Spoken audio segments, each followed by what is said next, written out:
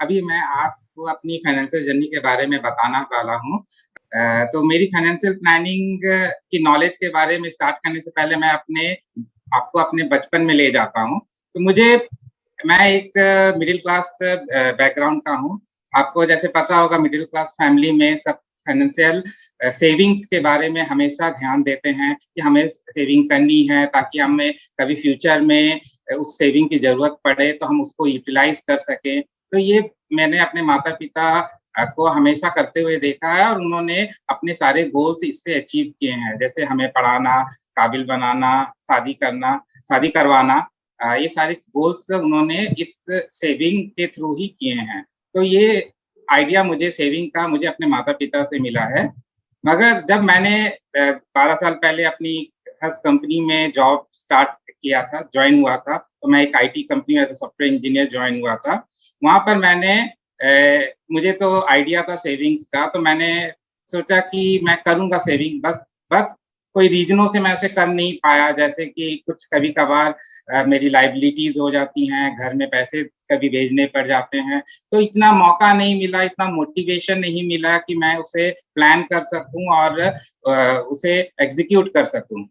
पर over a period of time, जब मेरी मैरिज हुई आफ्टर 5-6 ईयर ऑफ मेरे जॉब के बाद, तब मेरे रिस्पॉन्सिबिलिटी काफी बढ़ गई।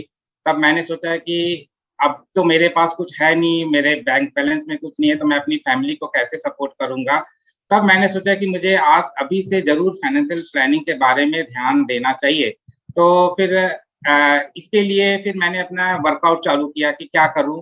तो मैंने काफी सारी साइट्स एक्सप्लोर की, बहुत सारे मैंने काफी एनालिसिस की, मगर फिर भी बिकॉज मैं इस बैकग्राउंड का नहीं हूँ फाइनेंशियल प्लानिंग के, तो मुझे इतनी सही डायरेक्शन में मैं नहीं कर पाया, उसे रेगुलर भी नहीं कर पाया। मगर उसके बाद मुझे मेरे फाइनेंशियल एडवाइजर जसविंदर कौर जी से मुलाकात हुई।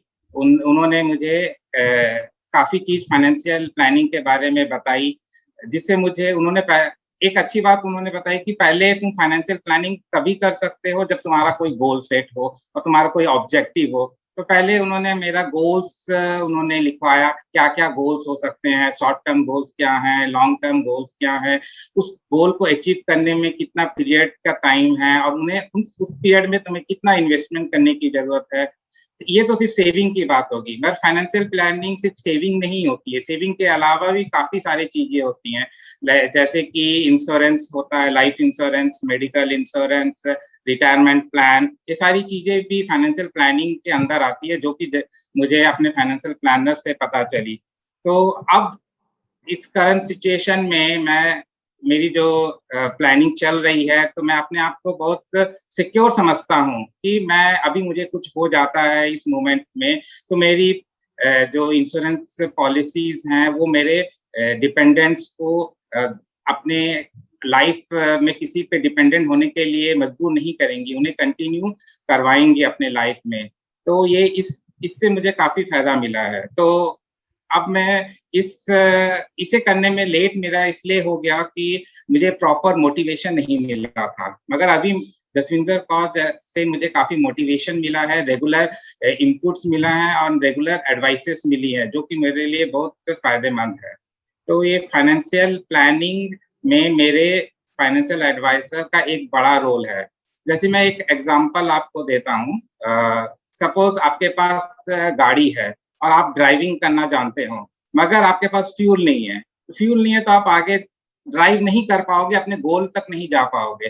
तो उस गोल को अचीव करने के लिए आपको फ्यूल की जरूरत होती है। वो फ्यूल होता है आपका फाइनेंशियल एडवाइजर, जो कि आपको वो ताकत देता है, आपके गाड़ी को ड्राइव कराए और आपको आपके गोल तक पहुंचाए।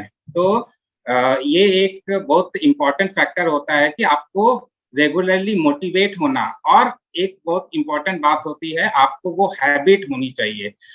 फाइनेंशियल प्लानिंग तभी सक्सेसफुल हो सकती है, जैसा कि मेरे केस में मुझे लगता है कि हम लोग सही डायरेक्शन में जा रहे हैं, कि हमारे पास एक गोल है और हमारे पास एक करने की लगन है, जो कि रेगुलर करने की, जो हम एक फाइनेंशियल प्लानिंग को सक्सेसफुल बनाती है। तो ये मेरी ओवरऑल जर्नी हुई फाइनेंशियल प्लानिंग के बारे में।